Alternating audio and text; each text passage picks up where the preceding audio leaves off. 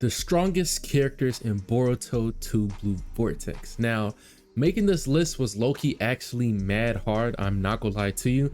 I had to put some serious thought into ranking the strongest characters throughout the entire series, and predominantly the reason why it was so hard is because there's so many factors that play into who really is the strongest at this point within 2 Blue Vortex. But I kind of pinpointed it down to mainly focusing on feats within the story. Now, yeah, there are some characters on the list that might be lower than expected, or maybe I left a couple off who could be stronger later on, but as of right now, those characters aren't there yet. We all know some characters, their potential is off the charts, and by the end of 2 Blue Vortex, they might climb up the rankings to, my top 10 list. And I low-key should have already did this towards the beginning, but we've had a lot of good fights, and I already know that my list is going to change as the series goes on, but I just wanted to have some type of starting point and something to go off of, so maybe in a year or two we can actually come and look back at this to see if our list changed. So like I said, this list is solely based on feats we've seen so far.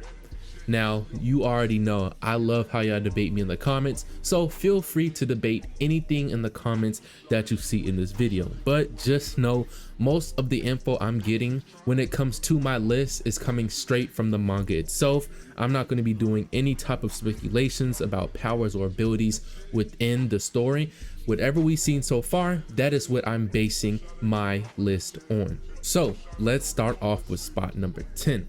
And honestly, I low-key had a little bit of tough time trying to decide the 10th and 9th spot because I really think that they could be, interchangeable. But, I'm cool with putting this character here for now. But it's obvious that this character is going to end up higher, maybe in the 7th, 6th, or 5th spot by the end of the series. And that person I'm talking about is Himawari. Now, some people might be surprised, like, yo, how did Himawari get so high? Why is she even in the top 10 to begin with? And to keep it real with you, the only reason why she is on this list is because of the Nine Tails tax. And that is no disrespect to Himawari at all, but we all know how strong the Nine Tails is. So currently, we haven't seen too much from her yet, but we see her rock Jura straight in his chest, and she actually punched him pretty far. Like, if you look at that panel, she rocked Jura pretty far. Not a lot of people so far within the series can even say they landed a hit on Jura, so this was already our kind of baseline feat. Now, a lot of people say, well, she just landed a punch, but based on the characters we have that we've seen encounter against Jura, not that many people have landed, if any, a hit on Jura. So on top of that, we all know the Nine Tails is the strongest tail beast outside of the 10 Tails itself, and throughout Naruto and Naruto Shippuden, it's been clear that Kurama is by far the strongest tail beast compared to all other Biju, and there's no doubt about it. So from a power standpoint, we can already see the regenerative abilities from the Nine Tails. We've seen it with Inojin, we've seen it when Jura broke her leg, and on top of that, she even used a tail beast bomb against Jura, managing to at least match his attack. And whether this was the same one that hit Boruto, I'm not too sure. I didn't really look that deep into it, but it's still worth looking into because even if it wasn't, we know Jura's attack on Boruto did some serious damage. And granted, Boruto was already worn out from fighting, but we know that this tail beast bomb laser or whatever it was that Jura shot at Boruto actually did some damage. So the fact that Himawari was able to counteract and counterattack this attack from Jura already shows you that her attack potency is still high up there. And yes, it's mainly because of the Nine Tails tax, but at the same time, she has it, it's her power, so that's why we got her at 10. All right, so moving on down the list, we have Mitsuki in the 9th spot. Now, like I said earlier, Mitsuki and Himawari could easily swap places, and I think they are pretty interchangeable. The only real feat we've seen from him so far within 2 Blue Vortex is his fight against Boruto, and if I'm being honest, as we all know, that really was not much of a fight at all. Mitsuki showed a lot of power, but Boruto pretty much handled him without breaking a sweat. Like, Boruto, he worked Mitsuki. Like, Mitsuki, my man, it's all right, but Mitsuki didn't really put up much of a fight. It was really quick and overwhelming for him. I do think Mitsuki is one of the faster characters within the series, but based on strength and what we saw in this fight with Boruto, he's not topping the list at all. We do have his Sage mode, and it could be compared to what Toneri had. But at the same time, currently what we've seen from Mitsuki earlier in Boruto and then now in Boruto 2 Blue Vortex and his fight against Boruto, He just isn't shown to be that strong of a character yet. I do think he has the potential to be stronger later in the series. Maybe he hasn't showed us his full arsenal, but based on what we have seen so far, we really can't move him much farther than the 9th spot, because the other characters are above him are just that much better. So yeah, basically the 9th or 10th spot is really a toss-up between him and Himawari, but I don't see Mitsuki going any higher, like I said, than this right now. So next on the list in the 8th spot we have Sarda. Now I know some people might not like seeing her this low, but you know, give me a chance, let me explain. We've seen a decent amount of her in action throughout Boruto 2 Blue Vortex so far. When she went up against the Claw Grime, she really didn't show too much. We saw that she low-key almost got caught from behind, but she really hasn't showed us too much. It's been a whole bunch of baseline stuff. We saw her awareness and her getting some kicks against the Claw Grimes and her using Chidori against Hidari, but when it comes to that overwhelming power and strength of the Uchiha, we haven't really seen that yet. So that's pretty much why I'm putting her at number 8. Now, I do think she has a lot of potential to be much higher, but this list, like I said, is strictly based on feats we've seen so far within the story, and we haven't seen much from Sarda. Now also, we cannot forget, she has her Mangekyo Sharingan, but she has not showed any of those abilities yet, along with the Susanoo and all the other Uchiha abilities. But for Sarda, based on what we've seen so far, she hasn't shown anything too impressive. Yeah, she has skills, but to put her higher on this list for the strongest characters in Boruto 2 Blue Vortex, she has to show a little bit more for me to be convinced. So we got next on the list, sitting at number 7, is a character I really didn't even want to put on this list, to be honest with you. And yes, I admit I might be being just a little disingenuous with this pick, but I low-key got my reasons for, you know, being a little disingenuous. The person I'm talking about is Ada. Now, if I'm being completely honest with you, I didn't want to include her at all because I don't think she has any real combat strength that would make her a standout fighter, aside from her omnipotence, and we know her charming ability. But other than that, I mean, she doesn't just show herself to be that real combat heavy fighter. Now, I'm not about to sit here and break down her whole list of abilities because honestly, we haven't seen much from her yet when it comes to a fighting standpoint. We did get some info from Amato saying her main Shinjutsu ability came from the Osushi god Shibai, and at this point this might be the time to address Shibai. I am not including Shibai on this list. Shibai is just too overpowered. We already know, like, no, let's keep Shibai out of this. But back to Ada, she hasn't shown anything that proves she's worthy of even being considered within the top 10 strongest characters in Boruto. We haven't really seen her in a single real fight, and there's really no solid reason to put her here other than her connection with her little brother Damon, which we all know Damon is a demon. Most of the time we see them in a combo, so that's what I really think, like her character trope with Damon, they're gonna be a little combo, because Ada really doesn't seem like that fighter, but Damon, his ability kind of necessitates to be touching somebody. So I do think that when it comes to a fight, Damon and Ada are probably going to be fighting together. But you know, that's a different conversation for a different day. All right, now we're starting to get into the nitty gritty of the list, but we still have this one person to get past. Next up, we have Code, and I'm gonna be real with you. I was all in on Code, and for anybody who has known the channel and has been with me on the channel, know that I've already said go ahead and buy your Code stocks because they've been at an all-time low. Code is going to be him later in the series, and I really, you know, I'm still holding on to that because I really do think Code can be something. But currently what we've seen so far, he hasn't been that. Amato already told us how strong is without his limiters and why he has had those limiters on in the first place. But everything Code has shown since getting those limiters removed, bro, he has literally been getting smacked left and right. He got smoked by Damon, he got smoked by Kawaki, and now within 2 Blue Vortex, he got smoked by Boruto. Now we're not even gonna talk about Boruto because Boruto straight up embarrassed him. So right now, I low-key don't even want to put Code on the list either because he's been a straight disappointment as a villain. It's honestly laughable how bad he's been. But like I said, I bought my stocks and now I have to live with that. So, you know, we're gonna put him at 6. Now we're finally getting to the part of the list where I think these top 5 spots are really locked in as the strongest in the Boruto verse, and I'm gonna explain why Hidari sits at number 5. We've actually seen Hidari fight quite a bit within the story so far, and honestly, the way he fights using the claw marks is exactly how I feel Code should have been fighting the whole time. Hidari is what I imagine Code ultimately should have been. Yeah, Code uses his call mark sometimes, but he really doesn't use it the same way or with the same skill that Hidari uses. Hidari is super tactical. We see how he fights it. He's using his fire style. He's using the lightning style. Like, Hidari is mixing his abilities, technically Sasuke's, but in the case for Hidari's is mixing his abilities along with the instant transportation / teleportation that the claw marks provide. Now, when it comes to fights, yes, Boruto technically one-shotted him, but at this point we have no clue where Boruto's power limit is in the story, which is why Boruto is going to be way higher on this list than Hidari is. But given the general circumstances, I don't think many characters can actually beat Hidari.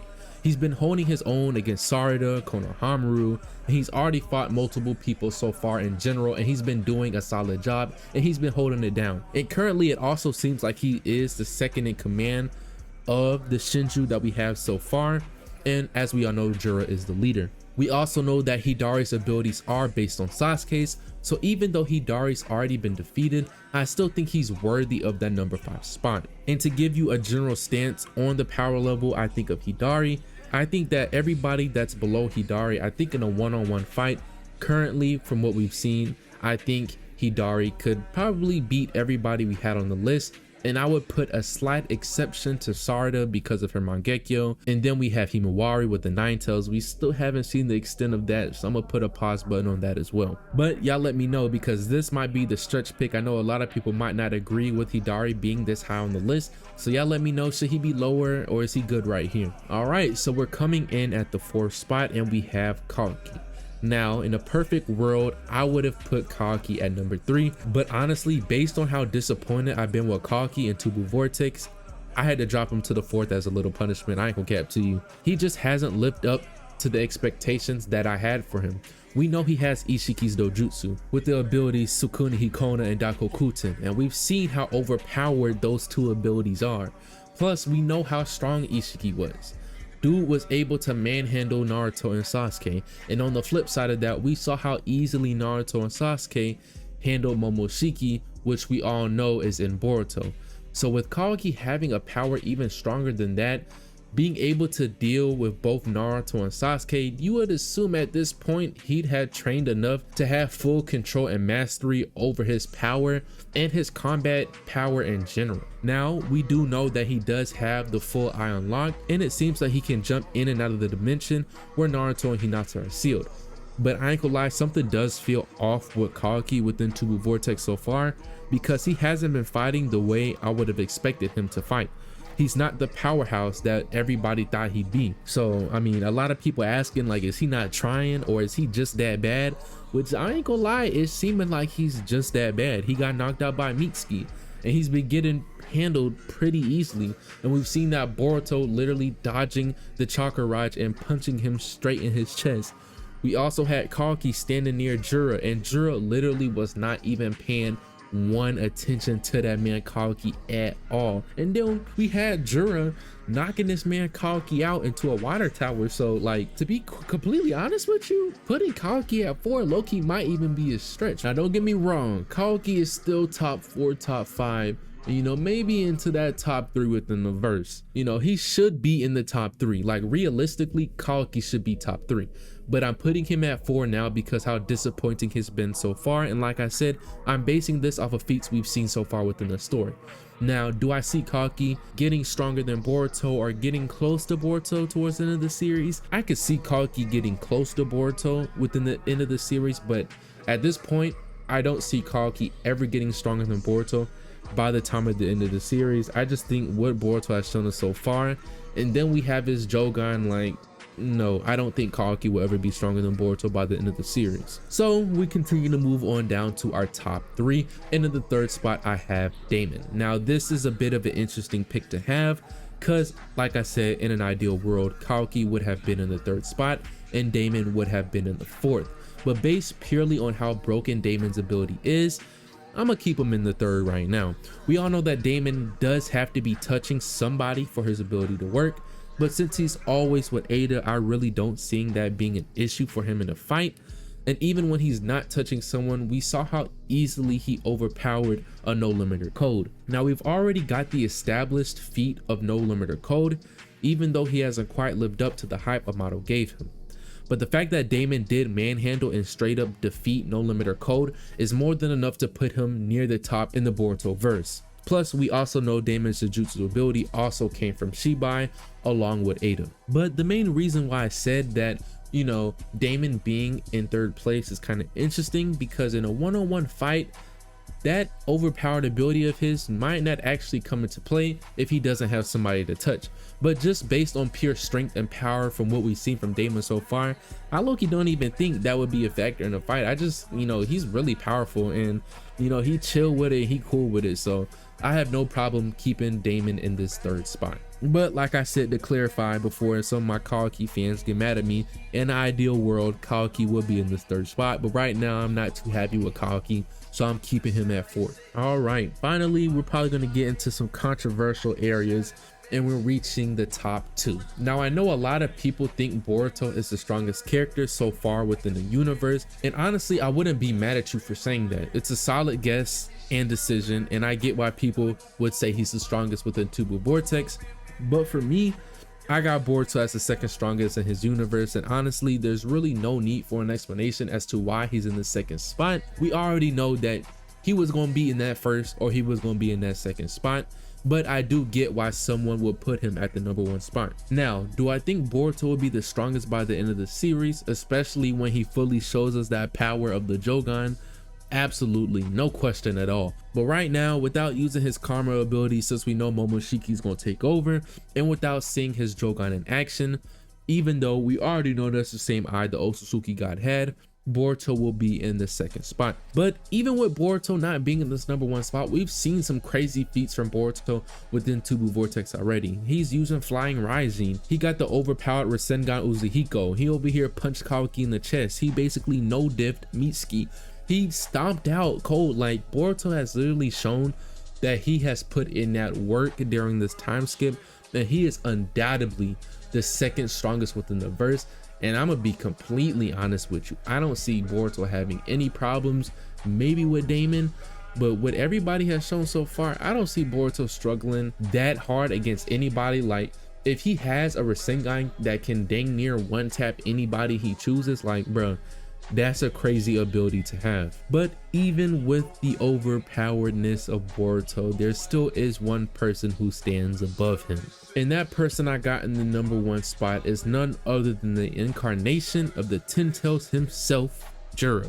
Now, I know some people might be surprised that I have Jura at the top, but trust me, I got some solid evidence backing this up. So, Boruto has been an absolute menace, like I said, since he stepped into Konoha, running through Code.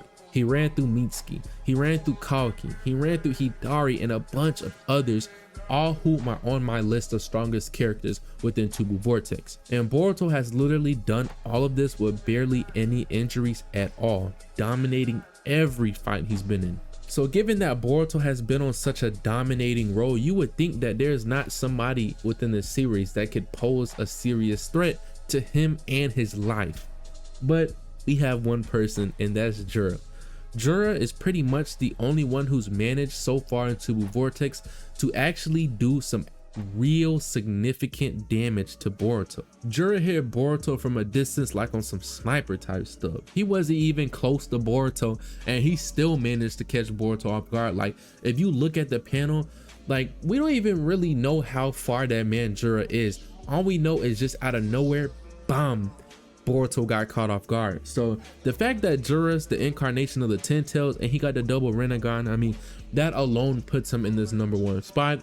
And the fact that he was pretty much so far the only one in Tubu Vortex that was actually able to cause significant damage to Boruto, I think that really, predominantly speaking off of feats, that automatically puts Jura at the number 1 spot. So there we have it, my top 10 list for Boruto Tubu Vortex. So y'all go ahead and let me know what y'all think about it, because I low-key really tried to base this off of what we've seen so far and not a what if or what could be, because yes, I am fully aware that there's so many characters on this list that has a lot of powers that they just haven't shown.